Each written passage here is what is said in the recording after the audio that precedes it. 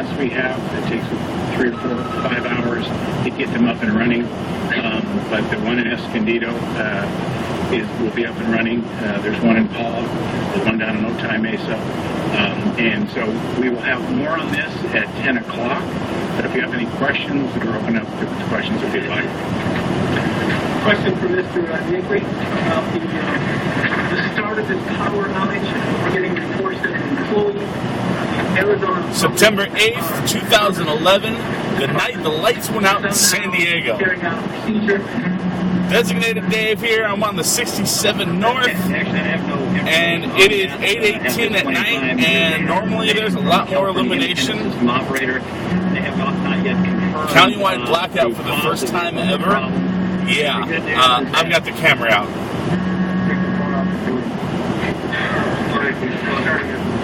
Okay. We have no confirmation of the cause of the problem that started in Arizona at this point in time. The good news is that section of line that went out that was sort of the initiating event is back in service, and we now have a connection down into San Diego completely from Arizona, so it's a continuous connection. We'll use that major transmission line to start our restoration process here in San Diego, but we don't have any confirmation yet of the actual cause. So was there no permanent damage to the line? SDG&E does not operate that line. It's a jointly owned line in that part of Arizona. It's operated by Arizona Public Service. It's owned by Arizona Public Service, Imperial Irrigation District, and we have an ownership in that as well, but it's operated by Arizona Public Service. So we can assume there's no permanent damage to that line as far as you know? Well, I don't know that there's any permanent damage. The line is back in service, and that's great news.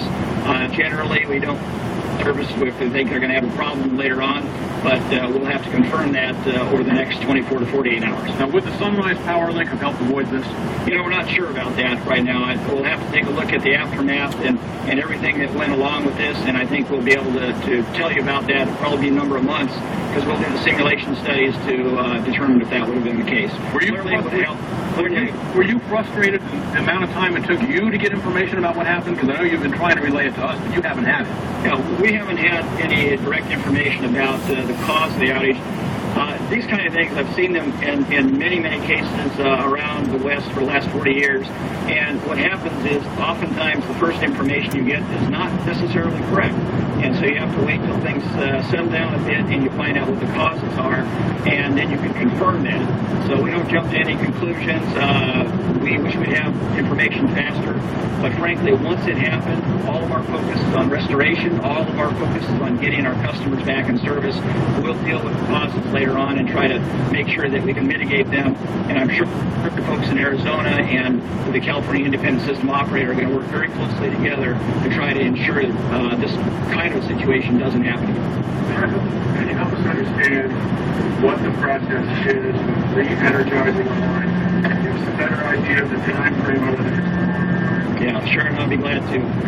The process starts, we're completely dark in San Diego, but we had power at the northern connection of our system, and we had power in Arizona. So we had to start moving that into our system. And the way we do it, we have to essentially open up all of our substations, all of the circuit breakers, make sure everything is clean and clear and capable of re-energizing.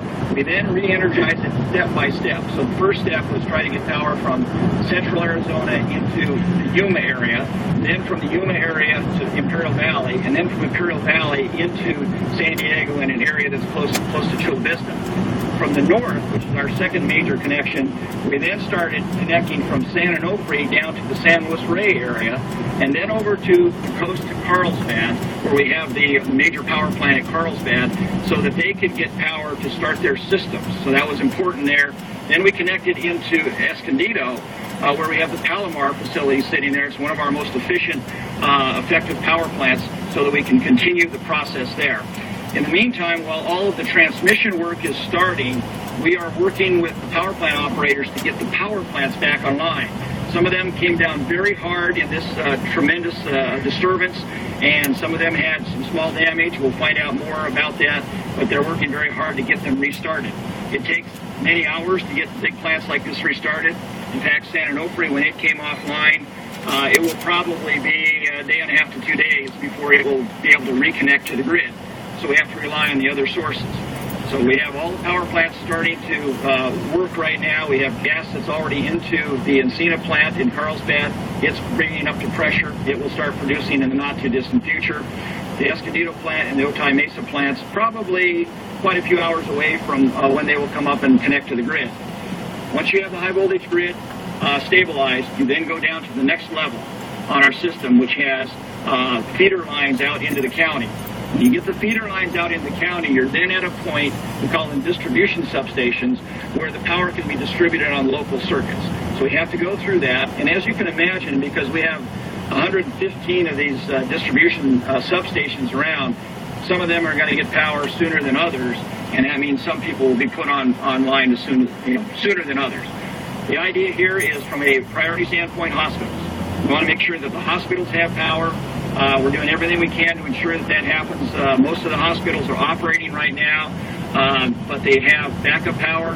And of course, you worry about fuel supply to the backup power. So we're trying to get power back to the hospitals as soon as possible. I think all of us that are here right now are concerned about critical needs customers, critical needs residents, to make sure that they have places to go so that they can be safe in this area. And that's not all of us, but there's some people who really need those services, so we're trying to make sure we reach out for them. At the end of this process, when we've got the hospitals back on, we will start turning the substations on and distribute power to everyone as soon as we possibly can. Again, it's really critical here that people turn off their air conditioners. We got to make sure that we don't have the inrush of current that trips out a circuit again, because it's just going to take us longer to get people back online. We're trying to go out through the Twitter system at SDGE to make sure that we've got as much information out for people as possible as we bring people back. As we've simulated this situation in the past, our simulations have indicated it would take several days, 2 to 3 days, to get everybody back in line and into service. We're going to try to beat that, but we're going to do it in a safe manner, safe not only for our employees, but also for the general public. What's the first power on you back? We actually have the first power on now. We have power to 3 substations in Orange County. Again, that was near the northern terminus of our connection with the rest of the grid. So they were brought back early. And, I think the question is, now can we get some more back? Again, expectations is I think we'll have a few more areas back by the end of tonight, and that being midnight. But after that, it's going to be a slow march through all of tomorrow. You're going to see things coming back in service throughout the day tomorrow. Our crews are distributed throughout the system, and we will be bringing them back in. We might have some small pockets that extend into the next day as well, but we're going to try to keep those to a minimal and, again, get the hospitals back on. You've got to be grateful for the cooler weather that's coming our way, because you're going to be bypassing San Onofre altogether. The grid's going to be jammed and crowded enough as it is. Well, we're praying for cooler weather here as well. That keeps the demand down. And again, to anybody who normally has your air conditioner set at 72 or 74, please 88 or 80. I know it might be a little uncomfortable, but it's going to help everybody in the county if we're at least at 78 or 80. If you're in a situation where you've got other electrical appliances, especially from noon to about 6, that you don't need on, turn them off. Turn them off. That's when we peak. We generally have a peak on our system in the mid-afternoon, and we need you to bring the power levels down so we have conservation that's going on throughout the county. That will help everybody. When was the first indication that there was going to be this outage? Where did SDG get the first indication that it was going to go wrong? Well, I was in my office at Century Park here, and the lights went out. There was no warning. Zero warning at all. I tell you, this was the most, I started with the company in 1971. We've never had this situation. I have had a few situations where the lights have gone out on me in my office, but this one went out, and literally within seconds, people are telling me that Chula Vista's out, Mission Valley's out. I mean, when I heard that, I said, okay, we've got an extraordinarily unusual situation. And when we have those kind of areas out, I expected that we had possibly a complete system-wide blackout. Maybe not completely, but it turned out to be a complete blackout. So that's when we knew. There was no warning. The transmission line went out at about 3:27 in Arizona. They tried to reestablish it at about 3:37, about 10 minutes later. and then you still had the reverberations because it did not come back in, it did not reconnect to the system, and it had a major short circuit on it as well, so it caused fluctuations in the system. The grid in all of the western United States is interconnected. That interconnection works to everybody's benefit, so we can share power, get the lowest power back and forth to different parts of the grid, and actually supports everybody from a reliability standpoint as well. But when you have an interruption, one of those pieces gets pulled out of the linkage, everybody feels it a little bit. So if it's a very critical piece and it's a very difficult outage, we feel it more. And in this case, I think the key thing is that low voltages that rippled through the system, and that resulted in the San Onofre plants were very sensitive. We need to make sure they're protected at all times. They took themselves offline to protect themselves from any potential damage, which is one of the reasons why they'll be back in 1 to 2 days, because they had this protection to take them offline as the system went through the disturbance. If you bring San Onofre back, you don't have to go to a cold shutdown situation. No, they're not in a cold shutdown situation, and they'll be bringing it back, and they're working on that right now.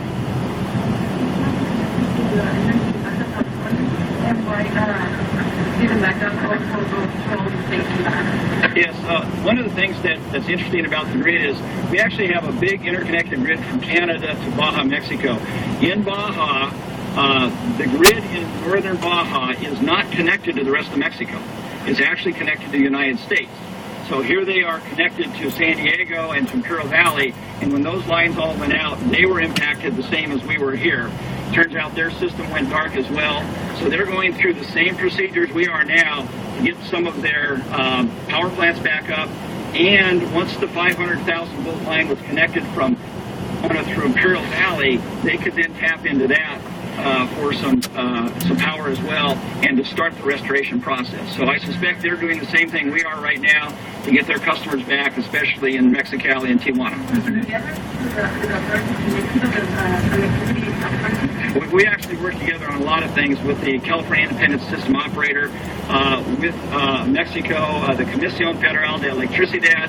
I will tell you that back in 2007, when the massive wildfires impacted our transmission system and we had potential for outages, CFE was there for us, and they sent power north of the border to assist us, and so we'll do everything we can to help them as we all work through this together. Can you estimate how many people? We have 1.4 million, I believe, households here. Can you estimate from Yuma to south of the border, Coachella Valley, Orange County at that particular time, San Diego, how many people are in the dark?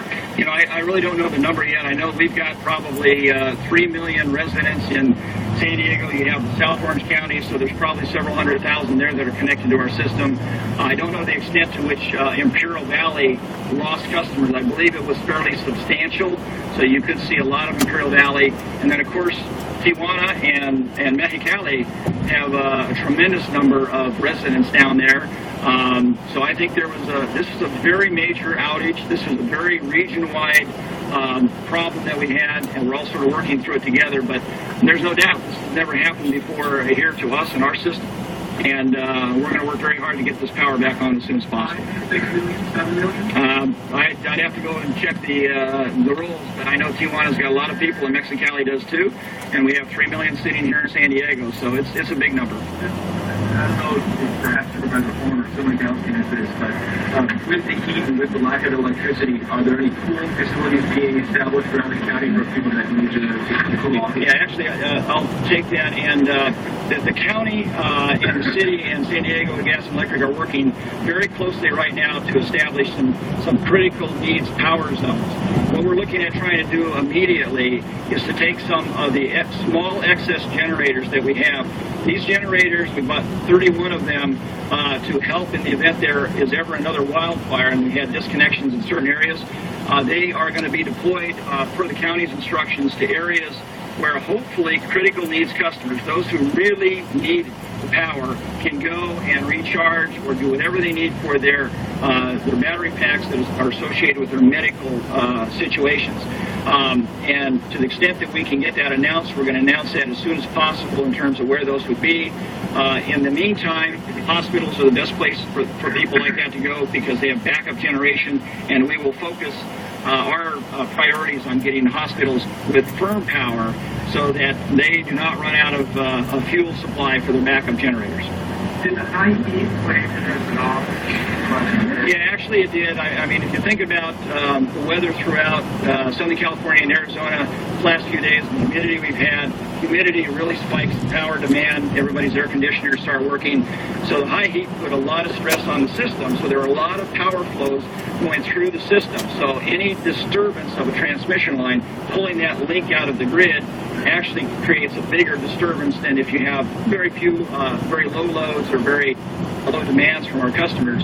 And then once we had the San Onofre facility go down, we had to draw significant amounts of power from those connections, and it just overwhelmed the system at that point. It was well beyond our design criteria, well beyond the things that you normally examine, and so we ended up with a full system blackout. Specifically, what does that say about the system? Because we've had warmer weather than this before. We've seen this before. There was more than enough power. All you have to do is look at the grid, and there was more than enough power, and then all of a sudden we get the drop. So what does this say about the overall system, the health, I guess, of the heart of the system? Yeah, you know, if you look at throughout the United States, one of the interesting things about the power grid is it's worked so well that most people just, they flip the switch and they never have to worry about power. They don't worry about what's behind the switch itself. And all of the network of transmission lines, you know, help ensure that that happens. We probably, as a nation, have built fewer transmission lines over the last 2 or 3 decades than we had at any time in our history. So the network's got more and more congested, if you will, more and more power on it. And so I think what you're seeing, especially in California, is there are a number of new transmission lines being built. Fortunately, a lot of them for renewable power. Fortunately, a lot of them for solar and wind as well, so we have sort of a double benefit. You get the reliability benefit of new facilities, and you get to deliver power that is emissions-free. So I think we're going through somewhat of a continued improvement on the system, but clearly it's difficult to build new transmission lines anywhere in the Southwest. And I think that's one of the things society has to think about is we need a strong network to provide the needs and the growing needs of our county. Is there a specific lesson that can be learned from this day? I mean, 1970, you know, this happens today, it's never happened before. Is there something that can be put in place to keep this from happening again? If so, can you play the factors or something that can be done so that this doesn't happen? Well, you know, there's probably actually a lot of small things that can be done on this. The big thing would be continuing to put in some additional lines between Arizona and California, where if you lose a critical link, you have other power flow pathways that can connect the states, and you keep the grid really stable. That's one of the larger things you can think about, and so I know the companies have looked at trying to establish some additional lines. That's one thing. Secondly, I think what we're going to find as we look through all of the data around this event is the questions around how sensitive are some of the relaying systems, how sensitive are the areas where power plants are taken offline. You know, we'll take a look at all of that and make sure that we together with the California ISO have a really good handle on it. It seems to me like, you know, it takes so long to stay in time, you know, you think something will happen a little quicker. I understand there's a lot going into this, but 2011, I mean, shouldn't something get online a little faster to get people back with lights on? Yeah, actually, if you think about the power plants themselves, when a power plant goes down, you cannot immediately restart it. If you think about, if we were all solar, we'd be in real trouble now because you can't restart any of it. If it's all wind, there's not much wind out there, problem. So we're relying on gas-fired power plants, peaker plants, and they have a characteristic that when they're down and you have to restart them, it takes a number of hours. Sensitive equipment with very, very tight tolerances around the equipment. If you restart them too fast, you potentially jeopardize the equipment itself. So So you want to be very careful that you don't rub bearings and end up with problems on the power plant. So that's why we take our time in getting the plants back. But in the meantime, we're paddling below the water like mad to make sure that the transmission network starts to get the pieces put back together. One of the reasons it takes time, frankly, is that as you put the pieces back together, you have to check the safety on every single item, every single circuit breaker, every single switch. Our guys are out there making sure we don't have any problem when we close it in and re-energize it, not only for their safety, but safety of the public. And so we don't have to take 3 steps backwards. So we're always trying to take a few steps forward, never have to take a step back, but be careful in the process. Well, all said and done, who's going to bear the brunt of responsibility here? Because, you know, people are going to be injured, people are going to have to go to the hospital, there's all sorts of things that are going to take place. Who's really responsible for this? I mean, there's got to be someone to say, hey, you know, this is the issue, you know, we had an issue today, you know, we got to fix it from now. Yeah, one of the things that happens when you have major disturbances is that there are entities and agencies that will take a look at this on the federal level. Generally, the Federal Energy Regulatory Commission will take a look at, okay, what happened? Can we make sure that doesn't happen again? And how is the system designed for the entire grid? I mean, it's not, as you see, we didn't cause the problem down here. We were the recipients of the outcome. So from that standpoint, there will be a very good investigation. Whenever you saw the blackout from the Northeast that started in Ohio a few years ago, it took them several years to take a look at that, and they made some major changes in terms of the system architecture. When you had the hurricane go through just recently in the Northeast, you know, tremendous amount of down wires and outages, but they had to get the transmission network put in place first before you could do anything else. So it's a complex issue, but there are agencies that will take a very close look at this. Have or water tonight, obviously grocery stores losing power, etc. People may plan ahead, but if they didn't, did anything being done to provide food or water if people need a little help tonight? At 10 o'clock, we'll give you more that we know. We'll give you the locations for where the smaller generators will be put in place around the county. Health and Human Services will be here. Right now, I understand that the emergency rooms in North County are witnessing a very large influx of senior citizens who may be on oxygen or those kinds of things. Those are available. We will give you a list at 10 o'clock. And when we get more update from SDG&E as far as what areas will be restored. What we try to do here is give you a comprehensive look at what we know and the things that we put in place. North County Transit, MTS, Transportation Tomorrow. Obviously, schools were very important. And we want to point out I know a lot of TVs, they don't have electricity, they're not watching that. If you're listening to this on radio, we suggest you communicate that with your neighbors. If you have seniors that live around you, it's a good time to go check on them. It's not too late. And what we really need is a cooperation here. Driving over here, I thought I told the mayor, was very good. I mean, every intersection I went through, everyone was taking their turn, and I didn't see anybody arguing, what have you. And we had a huge traffic jam all the way over here. So, fortunately for us, the trains, the coaster train and Amtrak are diesel, they're not electric. The Sprinter train is diesel, it's not electric. Those will be running tomorrow. As we pointed out, there'll be limited bus service from MTS and North County Transit. They'll be running. So that's the message we wanted to get out there. As far as the more specifics, we'll be able to give you that at 10 o'clock. We probably really won't know until 5 or 6 in the morning as to what really is going to get restored tomorrow. It's going to be a hot day tomorrow. It's only going to be, 10 degrees cooler. That's 87 or 86. Let's hope for that. But at the same time, public safety is an issue. I appreciate the superintendent of schools. I could just see a lot of kids sitting in classroom conditioning throughout areas in the county. I think he made a wise choice to tell those districts to stay home. So. Dr. Newton, if you talk about food handling. We're going on, what, 6, 7 hours now? What people should be doing with their food or how they should be handling it, if it's frozen or if it's in the refrigerator? Well, there are 2 points. If the food is in the refrigerator, if power is off no more than 4 hours, the food should be fine. So after that point, if food is left at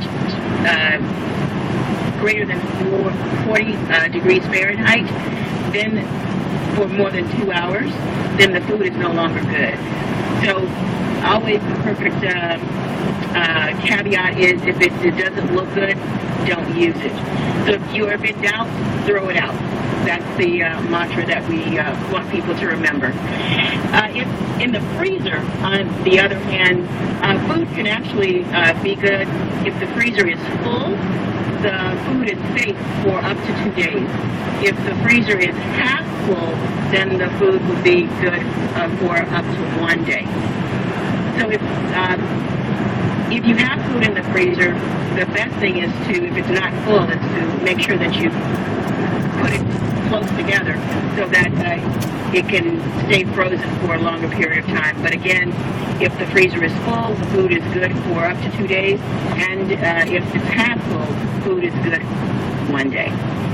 And always just remember, with the power being out, don't put leftovers or hot food into the refrigerator. And the important thing also is to keep the refrigerators closed so that the the temperature can stay cold inside the refrigerator. Okay, we'll be back at 10 o'clock and give you the latest that we know. For Spanish-speaking stations, we have a Spanish speaker. This is AM 600 KOGO, San Diego's news and talk station on an historic, unprecedented night in the county of San Diego and in Southern California. You've been listening to live coverage from the San Diego County Office of Emergency Services as we continue our continuing coverage, actually, of the big blackout that struck just after 3:30 this afternoon as about 1.4 million SDG&E customers were plunged into at least daytime darkness, loss of electricity, power, lights, air conditioning, and everything else when 2 lines went down, a line from Arizona to San Diego County, and then the line that comes from the north down to San Diego County.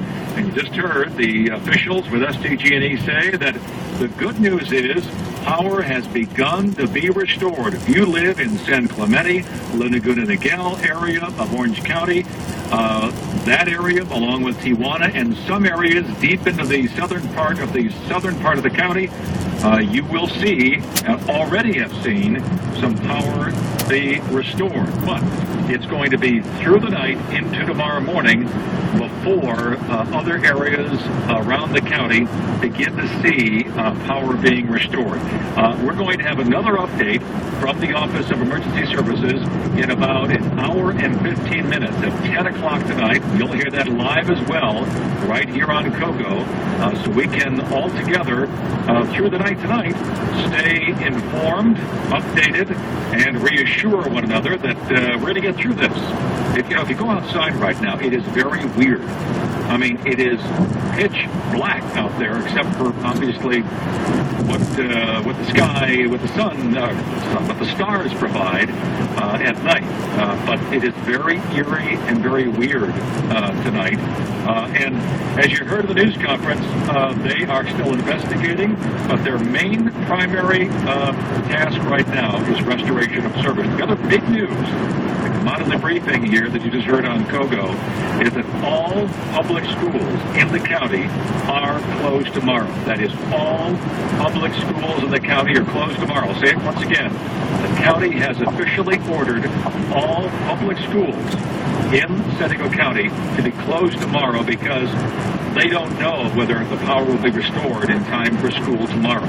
We're still waiting for official word from the universities and colleges and community colleges, but it is very likely that they too will be closed. We are getting lots of notifications from the private schools of them closing as well tomorrow, and the latest list includes these schools that are closed tomorrow. That includes the Escondido Adventist School, St. Francis in Vista, Santa Fe Christian up in the North County, and the KinderCare centers, all closed tomorrow. But chances are, whatever private school that your kids might go to, they're all going to be closed probably tomorrow as well. But obviously you should check, you should call those private schools just to make sure, but it looks very much like pretty much all schools will be closed tomorrow. You're listening to live coverage here on AM 600 KOGO. We're simulcasting tonight with KMYI San Diego, KGB San Diego, KLSD San Diego, KHTS FM El Cajon San Diego, KIOZ San Diego, and KUSS San Diego. And we thank you for tuning in, and we need you to help us out. I want you to call us, 800-600-KOGO, 800-600-KOGO, with important information you want to share or questions you want to put out there that other people can help answer.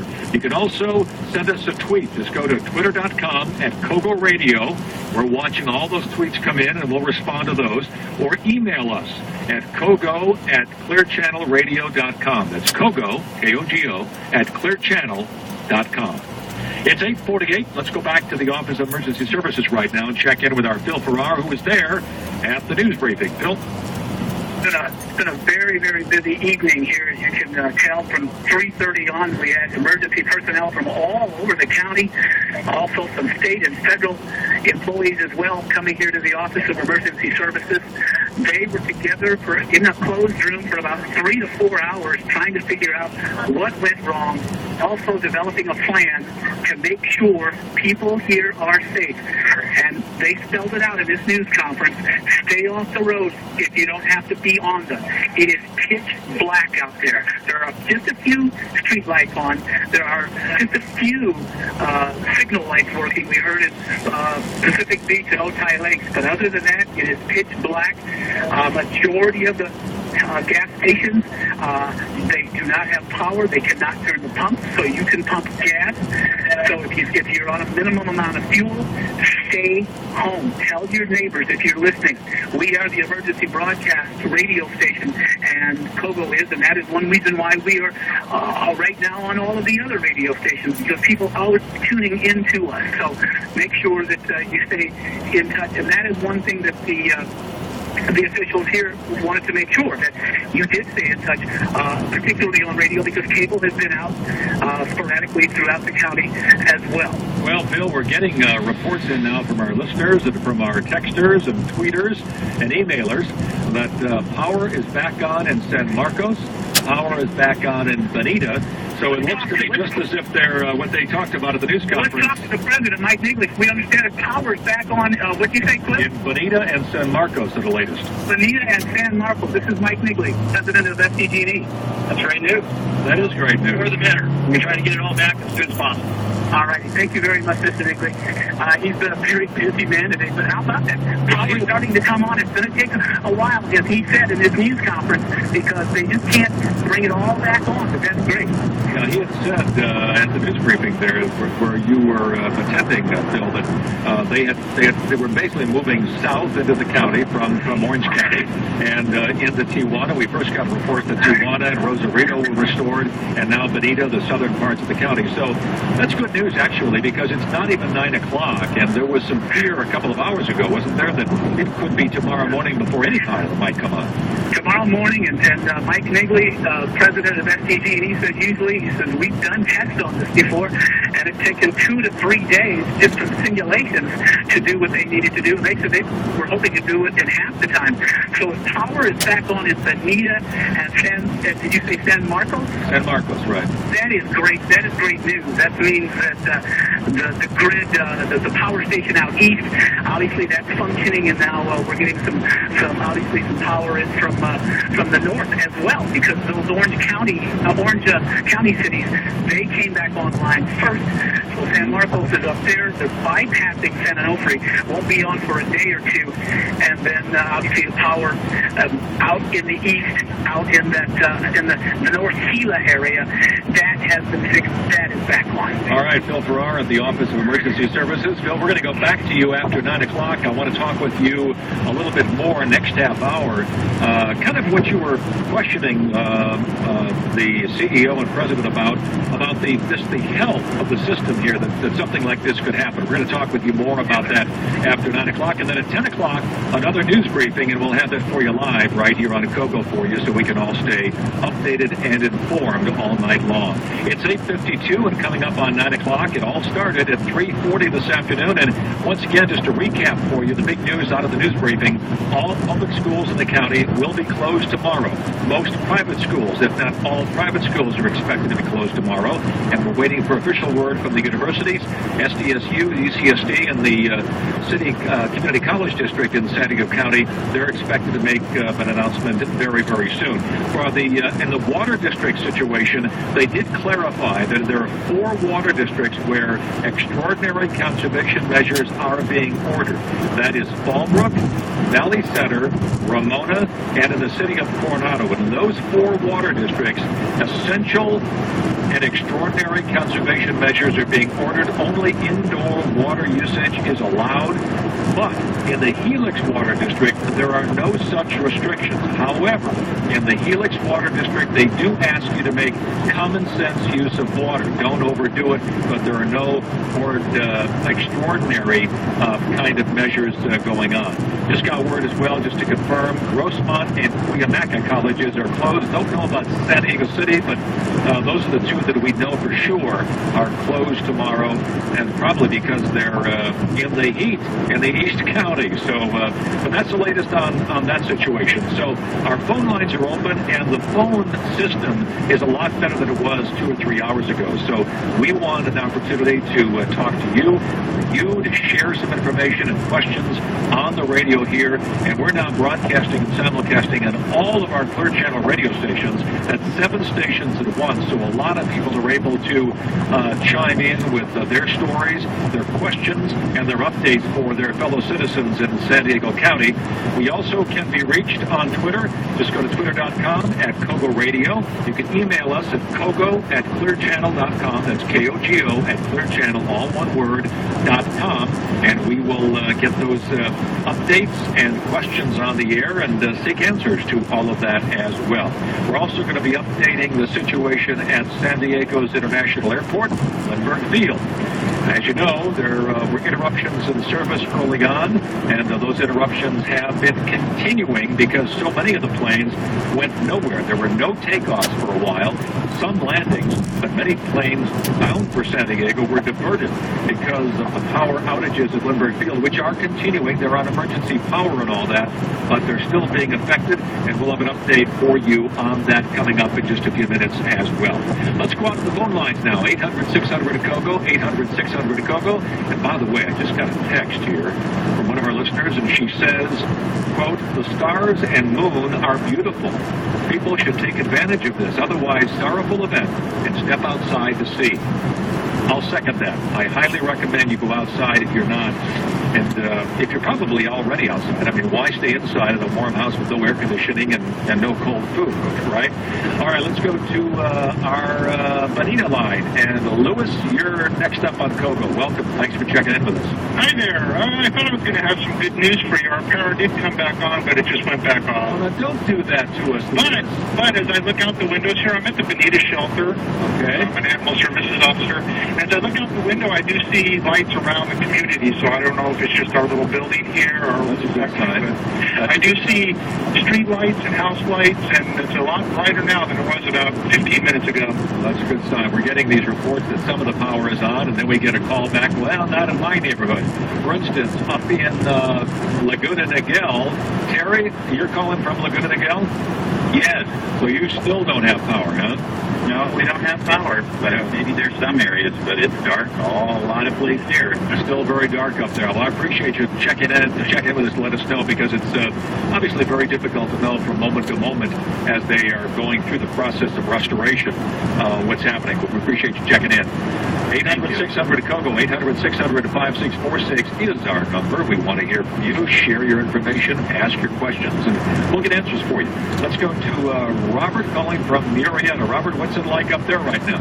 Well, we have lights, but I've been watching the Twitter.com/SCG Right. and they are reporting that Arizona Public Service said that the San Diego outage was caused by a procedure that an APS employee carried out near Yuma, Arizona. Yeah, that's we just asked about that. Our reporter Phil Farrar asked the president of SDG&E about that, because the report from the Arizona Public Service was, yes, we saw that as well, that an employee at the Arizona border California state line substation there made a mistake of some kind and helped cause this. Now, SDG&E does not confirm that. They're investigating that, and we hope to know more at 10 o'clock when the next news briefing is going to be held, and you'll hear that live here on KOGO as well. But thanks for checking in. Let's go to Robert down in East Chula Vista. Robert, what's it like down there tonight? We just had the power come on about 8 minutes ago, so... And it's still on? And also let you know in KOGO that we really appreciate your service, and we've been listening to you ever since the power went off. Thank you. And Robert, you still got your power 8 minutes afterwards, right? Well, Robert's gone. He's so excited he's going to go... I'm still here, actually. Go ahead. The power's on and staying on. It is on, and we're trying to be judicious in the way that we use it, but we're happy to say we have some lights here. I'm jealous you got it on, but that's great news. All right, let's go to Michael. Michael's got a question for us here on KOGO. Michael? Hey, how you doing? All right, what's up? Well, two things. I was calling just to say I had to go find gas. My wife's a home health nurse and has to check on patients in the morning. And anybody that has to have gas, the first off-ramp in Temecula, there's a whole bunch of different gas stations. Lots of cars at them, but you can't get gas there. I just filled up. And on my way back, coming down 15 at Village, Valley Park Way in Escondido, there was a couple of different blocks that had lights on it. I just saw a few more along the 15, and I can see up further ahead, there's at least a little row of lights up there. So it looks real spotty, but it looks like stuff starts to come back on. Isn't that great? That's great news, Michael. Appreciate you passing that along for us here on KOGO. All right, bye-bye. You have a good night, and, have fun in the dark for a while. And one more call we want to get to before the news here at the top of the hour. Jess in La Jolla, make it real quick. How are things in La Jolla there right now? Hello, Jess. Are you there? Nope, he disappeared. All right, no problem. We're going to get back to more of your phone calls. But, there's a lot of other news going on. The president spoke before Congress. There was a big NFL game, opening game in the NFL tonight, and lots more, especially about a very concerning 911 terrorist threat that's being surfaced tonight in the news. Let's get the very latest from Fox News, and then more of our continuing coverage all night long right here on KOGO of the big power outage in San Diego County. This is KOGO San Diego. Fox News Radio on Bill Vitka. Credible, not corroborated. There is a new report of the threat of an attack in New York City or Washington using a car or truck bomb. The threat is linked to 9/11. Homeland Security said the threat is specific, credible, but unconfirmed.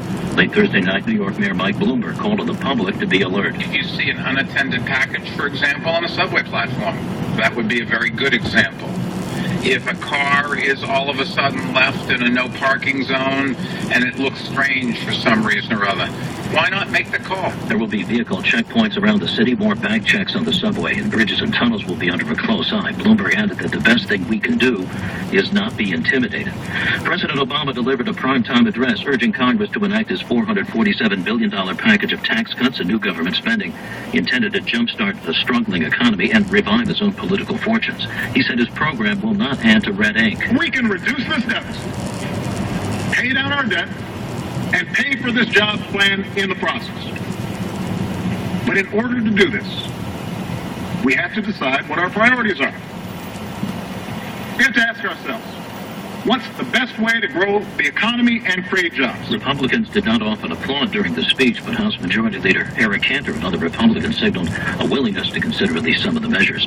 More than 100,000 people have been evacuated from their homes because of flooding, most of it in and around Wilkes-Barre in eastern Pennsylvania and Binghamton, New York, which is effectively cut off from the rest of the world, at least by car. Lights out for more than 2 million utility customers in California, Arizona, and Mexico. Nothing is moving in San Diego. The blackout blamed on the removal of equipment at a substation northeast of Yuma, Arizona. On Wall Street, the Dow Jones Industrials dropped 119 points. The S&P 500 fell 12 and change. The NASDAQ Composite losing nearly 20 points. You're listening to Fox News Radio. Fair and balanced. The Willis Report is on. Smart, trusted, and on point. Jerry Willis gives it to you straight. It's not what we were promised, not by a long shot. Certainly, I think people are going to be keeping an eye on this. Investigating top business stories, outing corporate scams, and policing D.C. policy. I wish the Congress would feel the obligation to actually explain it to us. Jerry Willis, uncovering the real stories behind